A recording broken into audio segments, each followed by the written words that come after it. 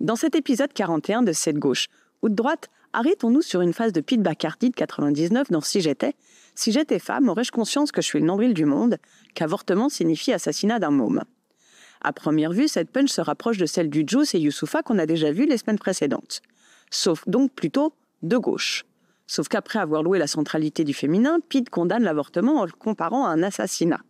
Cette conception pro-life est de droite puisqu'elle considère le fœtus comme une vie humaine à part entière, détachée de celle de la mère. Pour rappel, l'avortement est autorisé en France jusqu'à 14 semaines, soit avant que les fonctions vitales ne se développent. Un enfant non viable serait donc plus important qu'une femme bien vivante ?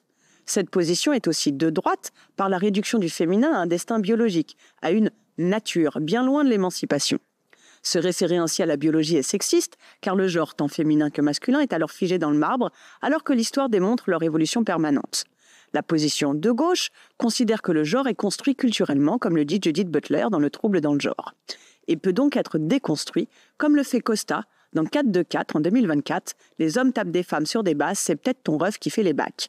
En signifiant que la violence sexiste est partout, jusque dans nos cercles proches, il apporte sa pierre à l'édifice d'une émancipation des codes patriarcaux et invite sa communauté à questionner la violence qu'il couvre sous couvert de solidarité masculine, de se défaire des injonctions des boys clubs, si bien définies par Martine Delvaux, qui maintiennent le système en place.